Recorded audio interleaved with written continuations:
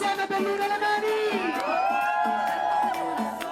La primissima impressione è che c'è una buona risposta da parte dei cittadini, dai partecipanti, ed è una buona risposta perché vuol dire che c'è sostegno in quelle che sono le ideologie di tutto il manifesto che abbiamo presentato. Quindi siamo fiduciosi in un cambiamento, chi lo sa se succederà però. In piazza per i diritti di tutti, per la seconda volta Belluno ha risposto alla chiamata del Pride e lo ha fatto con passione e consapevolezza.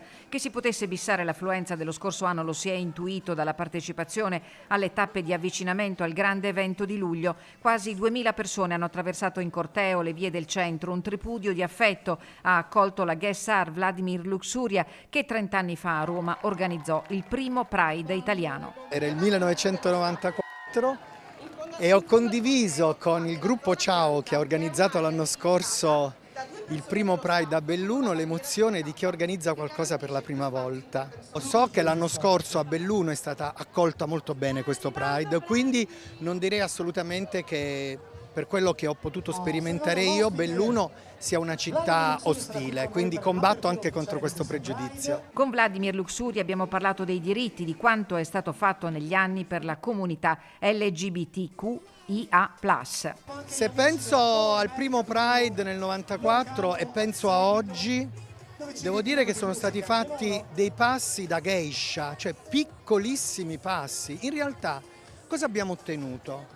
Abbiamo ottenuto solo le unioni civili. Lo slogan di dire vogliamo tutto è uno slogan giusto, perché noi abbiamo avuto governi che ci hanno ostacolato e governi che ci hanno promesso, ok? Spesso le promesse non sono state mantenute. Al Pride per la prima volta l'adesione dell'Ordine degli Psicologi e delle Psicologhe del Veneto, che in tutte le piazze della regione hanno portato e stanno portando una testimonianza attiva. L'affermazione dell'identità è benessere psicologico e costruire benessere psicologico significa affermare l'identità, riconoscere l'identità ed essere presenti nelle situazioni in cui si affermano, si riconoscono, si convalidano le identità. Perché essere assenti significa colludere con la negazione dell'identità.